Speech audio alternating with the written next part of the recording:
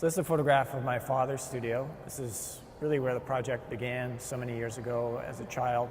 I have a lot of fond memories of being in his studios and exploring. A lot of my favorite times were when I was alone in his studio and I could explore a bit more thoroughly, open drawers, stick my finger in the paint, those sorts of things.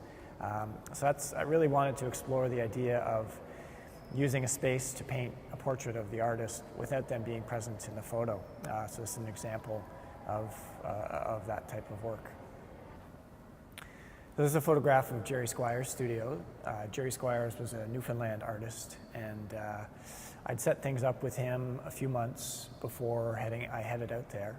And when I arrived, I went to another artist studio to photograph their place, and when I was talking with them, they told me that Jerry had just passed away from cancer. So I decided to give his wife a call and offer my condolences. And when I called her up, she said that I should still come and I should still take the photograph. So I was very excited and that she still wanted me to come by. And so I came over and was confronted with this beautiful painting, unfinished painting in Jerry's studio, which he'd been working on almost up to the very end, and felt that the painting really exemplified the feeling that must have been going on inside of him when he was in the final stages of fighting cancer. That it was sort of dark and mysterious, and sort of this beautiful landscape that he knew so intimately. So I felt very privileged to have had the opportunity to photograph his studio shortly after he passed away. So this is a photograph of Mary Pratt's studio, and a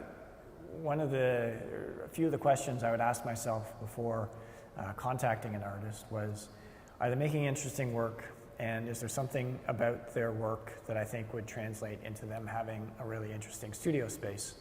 So Mary Pratt was an artist whose work I've admired for a long time.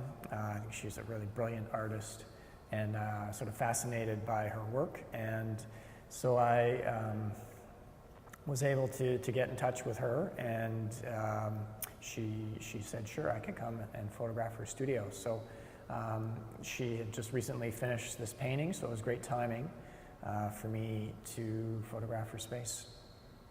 I was a bit nervous arriving there, but she was incredibly friendly and incredibly welcoming. We sat down and had tea before I started to work, and I had a really lovely visit with her.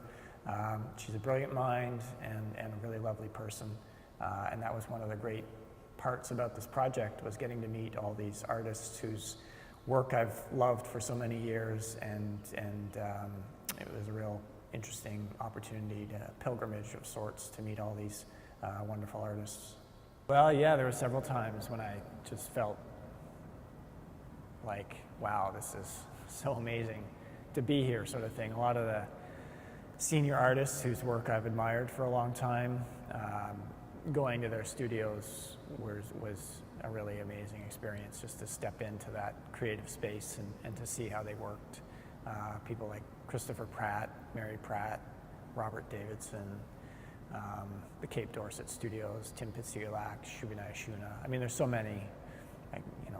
We'd be here for half an hour with me naming them all, but yeah, they were really amazing moments just to step into these private, personal, creative spaces.